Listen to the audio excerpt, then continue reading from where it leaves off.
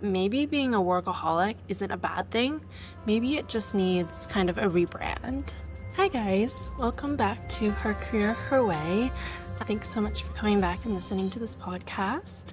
It's Hazel Ann for those who don't know me. Just a little intro about this podcast because I feel like I haven't done it in a while and there might be some new people joining. Basically, this podcast is all about helping mainly girls, but guys are welcome too, but navigate their careers in their early 20s as it's really confusing.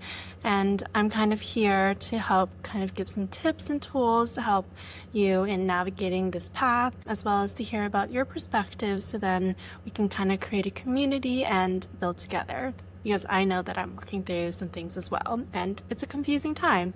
So I feel like just a space to listen and also just openly talk and communicate about this is really important. So now that we got the little intros out of the way, it's episode 6, which I can't believe time has flown by so fast. So basically today we're going to be talking about reframing what it means to be productive. And so I really wanted to talk about this because I just came off of my internship, which I talked about in the last few episodes. And I feel like I was on such a high on my internship. I was working and it was also a huge accomplishment of mine because it was my first real corporate internship. I was heading towards something that I really wanted to do in my career. I was fulfilling a goal of mine and I felt like I was on a high. And then coming off of it, it feels like, well, what am I doing now? I was just achieving my dreams and my goals. And now I'm kind of backtracking by going back to university and, taking a break, having a summer, and all those kind of feelings around guilt about it. And then also I noticed I kind of was reflecting on this and I thought, well, I kind of feel like this when I'm studying for an exam. Like, obviously exams are super stressful and we don't always love to do them all the time. But for me personally, when I have an exam, I have a really structured time where I schedule in, when I'm going to study, when I'm going to the library and cafes, and I'm going to study for 2 hours on this subject, and then I'm going to study for 2 hours on that subject. And I have this really rigid plan because I need to accomplish something in order to succeed at my exam. And then when I come off of it, obviously I'm happy that the exam is done, but I also feel a little bit of guilt around not doing anything anymore. I'm not striving towards something. I'm not headed towards something. And it feels sometimes that when we come off this super busy, on a high kind of feeling, it's when we come off of it, it feels as if I have no direction and I'm kind of at rock bottom. And I feel like it's kind of ironic because I felt more alive when I was overwhelmed. And then when I have too much time and downtime and a slow pace, I feel a little bit lost and lazy and guilty, as I said. But then it also is kind of like vice versa. When I'm working super hard and when I'm studying non-stop and canceling on plans because I have to study and whatever, I also feel like I need a vacation. But what I think I noticed was the real problem is that I was kind of taking it into the extreme where I didn't like working hard all the time, but I also didn't like rest, and I was kind of uncomfortable in the space of being in the low. And that's where this episode I feel like came from, because I feel like sometimes we are so uncomfortable in kind of the black and white zones that we don't take a time to realize the value that they bring us. And so, and this might be a hot take for some people, but I was kind of thinking that maybe being a workaholic isn't a bad thing. Maybe it just needs kind of a rebrand. And what I mean by this is that being a workaholic can actually kind of be a good thing as long as it's driven by passion and intention and not by pressure. And so the dictionary states that being a workaholic means prioritizing work above all else, and it's kind of that compulsive, like being compulsive to work. And I feel like that's not always a bad thing at all the time, because especially when you're starting out or you're building a company or you're building a brand or whatever it is, sometimes you do need to have that drive and discipline in order to create a meaningful impact. So say, for example, you are kind of just starting out as a business and a brand, and let's say you're a fitness person. You kind of need to at first, create those workout videos and plans so that each day you can have a workout video to show for your community. And that takes a lot of work. You're going to have to sacrifice time. There's going to be an opportunity cost. You can't always go out to the movies if you have to film 5 videos in a day just so then when you post you have enough videos to show your community so they're getting what their money is worth out of your workout classes. And then I guess as time progresses, you can kind of, start, working out and like making a workout video every week instead of every single day. But at first, you kind of do need to have that grind and that discipline in order to create this platform that you need to have. I think that being a workaholic has a lot of negative connotations because sometimes you are sacrificing the other kind of aspects of your life, but sometimes you need to focus on your work and your career, especially when starting out, in order to succeed. And I don't think that's inherently a bad thing. I think the problem with being a workaholic, it's when it crosses kind of the boundaries of a healthy thing. So what I mean by that is kind of burnout. And I feel like we've all heard the term of burnout and that it does have a lot of negative things to it. Burnout has a lot of mental and physical impacts towards it. I think like 51% of the UK and then 76% of the US workers reported that they experience worker burnout. And then McKinsey kind of wrote that women suffer more than men from burnout, 41% compared to 35%. This might just be due to kind of societal expectations that women have, the more caregiver responsibilities while working, also workplace inequality. And we could definitely get into that in a different story. Another thing that burnout can affect is kind of the heightened risk of like heart attacks and mental illnesses and substance abuse and the detrimental effects to relationships and insomnia and depression. And so really what I feel like it is that when you feel the need that you have to work is where it gets a little bit tricky. It's that external pressure from society or friends or whatever it is. And then it's the guilt and anxiety that kind of fuels that hustle. And that's where it's no longer kind of conducive to be working all the time. I think you really have to be intentional and really be passionate about what you're doing while having those boundaries in place. And so that's my little spiel on being kind of like a workaholic. And so I guess that kind of leads me into kind of that guilty feeling of not working and I guess kind of that guilty feeling of resting. And so first, I just think I want to say that guilt is kind of a self-conscious emotion.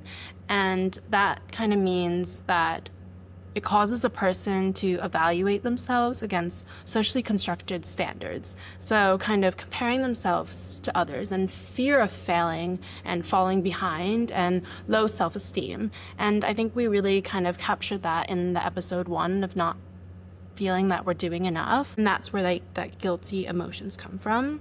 And it's totally understandable. I mean, our brains are wired to seek validation and accomplishments. And this kind of leads to the misinterpretation of rest as laziness. And Zara said that, which is an article that I found. I think we mistake doing things as being productive. And I think this is because we live in a meritocracy where we are constantly praised and feel pride for our accomplishments. And I think we kind of confuse doing work and being productive as a sense of worth. And I feel like worth should be coming from the internal, not the external. I also feel like we kind of confuse being productive as doing things. And this was brought by Madeline Dorr, where I think it means that we take kind of the everyday things and seem it as being productive. So we kind of fall into that busy trap, which Tim Kreider calls, where we kind of stay busy in order to avoid the discomfort of feeling lazy or resting, and that's not really effective.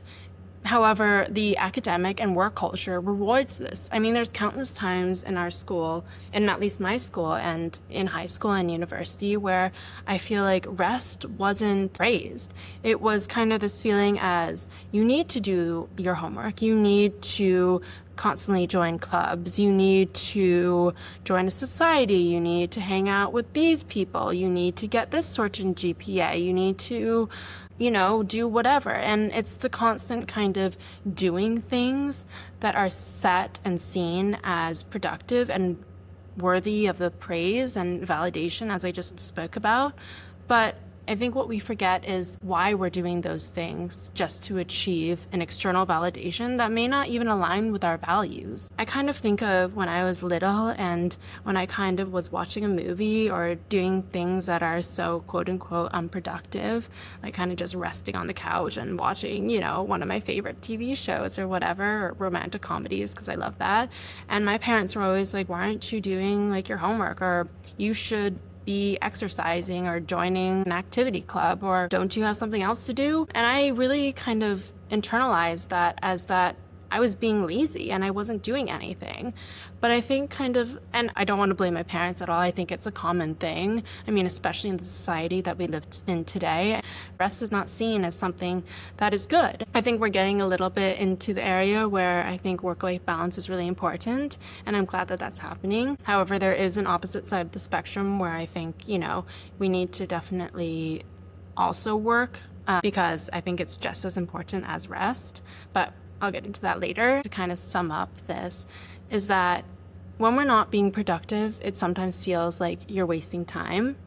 However, I kind of want to reframe that in a way. Read in the Harvard Business Review by Zahana, and I think what they said was the more we work, the less productive and the more exhausted we become. And I think what this is kind of saying is that when we work just to work without the intention behind it, we will burn out and we will feel exhausted. And so this is where I think we kind of need to set a goal and an aim about why we are doing what we're doing. And I guess what I want to tie this into is that when we're kind of on a high, at least when I was on a high in my internship, I feel like I was so passionate about what I was doing. I was feeling good. I wanted to stay longer, to be honest. I mean, I was just so stimulated and I was really enjoying the place that I was in, the work that I was doing. I was learning so much and I was passionate about it, and that's what I learned. And I feel like sometimes having that constraint of, like staying in these hours, when I have that fuel to keep on going, I feel like sometimes it's okay to work beyond what is, I guess, the 9 to 5 hours if it's something that is exciting you and not tiring you. And if it's tiring you, that's when you need to take the rest. And so I think when you're taking a rest, it is just as productive as when you are working. And I guess what I mean by this is that I feel like rest also has that kind of negative aspect into it of where, oh, she's just doing nothing. She's just being lazy. She's not actively going out and seeking to do things to better herself or, go to the next step of her career and that next goal. But sometimes I think we lose focus of what that next step is, and then we just are working to work. And this is where kind of Graham Wallace's 4 stages of creativity is, and it's where we kind of take away that self-judgment and allow for that ebb and flow. And so his 4 stages are 1, preparation, which is where you're learning, you're studying, and you're pushing hard. And so I guess that was kind of where I was with my internship, is that I was learning so much and I was trying to gather a lot of connections and information and seeing if I even like this industry and, whatever. And for you, it might be different. It might be, studying and learning about whether you like your major or you don't like your major, or if you're still in high school, which classes are you liking, and so forth and whatever. And then step 2 is kind of the incubation stage, is where you're kind of stepping away and letting it simmer. And that's kind of where I think I am right now, is that I am kind of stepping away at the moment. I'm not working right now. I'm exploring other and different avenues, and I'm letting that creativity take a hold of me so that I can reflect on what I just did. And that leads into the 3rd step of illumination, is when kind of the aha moment comes and the solution comes. And I think that's where, you're taking that rest period and you're going into your different interests. Maybe you're going to a museum and learning about different industries or different people and things like that, or different artists from different time periods. Or, you're watching a movie and you're realizing that you kind of align with some emotional connections of a character that you might be seeing online. And so while you're kind of taking in all those different information, you can then go into a aha moment of like, oh, maybe this is what I want to do. Maybe this is the next step for me. And then comes the fourth step of verification, of acting on your belief. And so I think the creativity is all part of the process to get you to where you need to go. And this is why I kind of think that rest is kind of that stepping stone in the process to identifying what's next for you. And so the kind of, I didn't do a thing today, you did do a thing today. You're letting creativity happen in that pause, and you're accepting that productivity isn't linear. Being on all the time isn't always good, because having that time to step back and relax and just like let it simmer is creating space in your mind to really take a beat and create that magic that will follow after you kind of let it go. It's like when you love something, you need to let it go. And I think this is really fitting in this circumstance, where if you kind of think too hard, or if you're constantly just go, go, go, you're not allowing yourself the space to actually reflect on, is what I'm doing in this moment aligning with my goals for the future? And so I think that's kind of why creativity and rest is really important. I guess a kind of way to do this in a little sense is, I don't know if, I'm sure you guys know what the Pomodoro technique is. It's when you kind of work for 25 minutes, take a break for 5 minutes, do that for like 4 cycles, and then take a longer break at the end, and then kind of restart that to however you want to do. I normally do it for like 2 hours. Pierre was saying, he was an educational psychologist and assistant professor, was that the less time studying leads to kind of the less fatigue and better focus.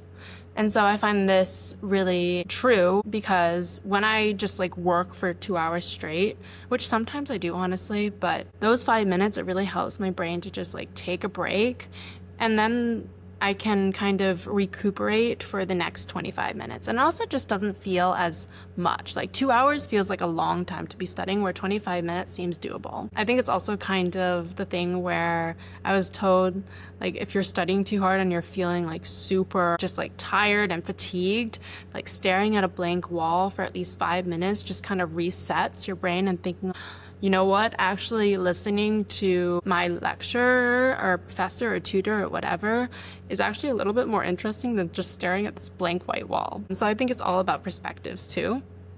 And so that's kind of where like the breaks help. It helps you see the work in a different light.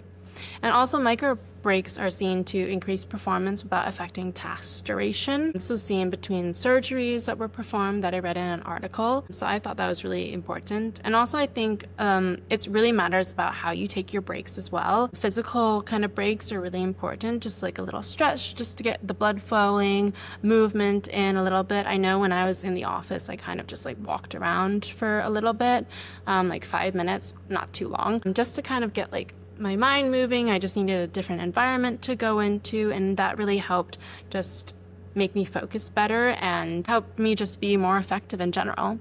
And so I think it's really important to sometimes just take breaks and see a different thing and a new perspective, and then get back and see how you can kind of refuel after that. I mean, it's the same thing kind of with exercising, of that I used to feel so guilty around taking my rest days, but then after talking to many professionals, health professionals, and peers, and listening to podcasts as well, I've learned that rest is literally probably the most important days of your exercise plan and regimen, because that's where growth happens. That's where your muscles are able to recover and grow and refuel and kind of rebuild after you just really did a hard work on them. And so I think that's really important to know that rest is growth.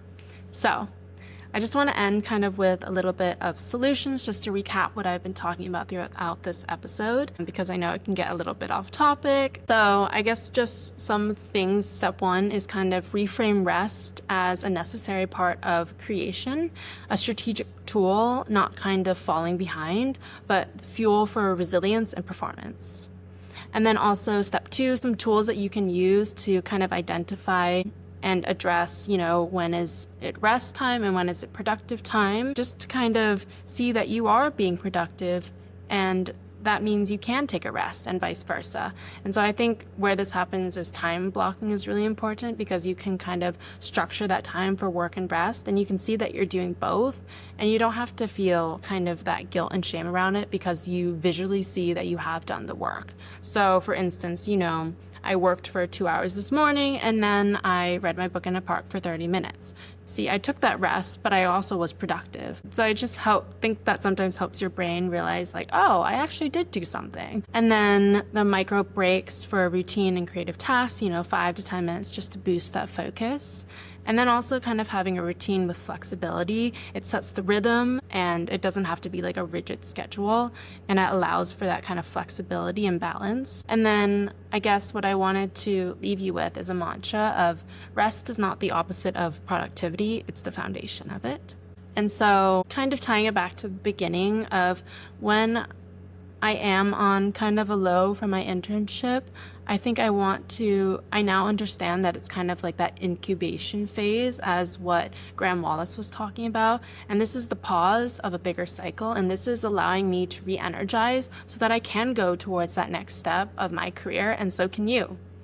And so I just want to leave you with a final quote from Ralph Waldo Emerson. And what he said was, "Each tumble in our days is an opportunity to learn, so we do not fail so hard the next time." And so wherever you are in your cycle, preparation, incubation, illumination, or verification, I really want you to kind of sit in it and realize that it doesn't matter kind of where you are. It matters that you are fully embracing the moment as it is, and you're leading your life with intention. And if you're at your workaholic phase, that's great, but just recognize it as, are you working because you are passionate and you are doing this because you love it? Or are you doing it because of the external pressure? Because if it's the latter half, then I really invite you to kind of reflect on that and why you're seeking that external validation. And is the external validation hindering your progress, or is it helping your progress? I do believe that external validation can be a good thing sometimes, and you can kind of feel a sense of worth, but I think it's equally important to really have that internal validation, because at the end of the day, you want to align with your values and your goals and not somebody else's, because we are living our lives. We have one life, and we're living it for us, not for anybody else. And nobody has the same two paths. I mean, we're all so different, and that's what makes it beautiful. I mean, we're all doing something different. We all have a different kind of mission, and those missions can change throughout our lives. And when you love something, I feel like you can really expand throughout that and live such a full and happy life, which I think is the goal of everyone. And so I invite you to kind of share your own story of rest and that guilt around it and burnout. I'd love to hear it. I'd love to hear your other perspectives about productivity, whether you think being a workaholic is good or not, whether you kind of feel guilty about rest, or maybe you don't. I'd love to hear that and kind of your views on it. I'm always open to hearing new perspectives and ideas, because I think it can really inform how I live my life as well. And so, yeah.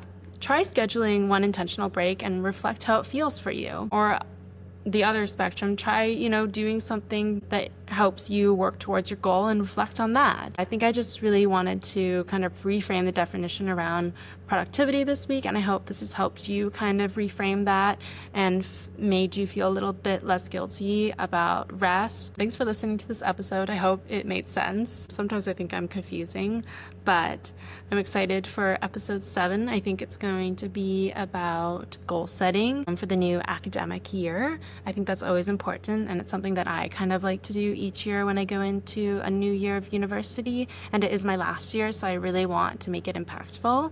So thank you so much for listening. I really appreciate each and every one of you, and I hope this feels like a community where we can be honest and share our thoughts, and just help each other as we navigate this really difficult, non-linear career path. So thank you so much, and that wraps it up for episode 6 of Her Career, Her Way. Stay tuned for episode 7.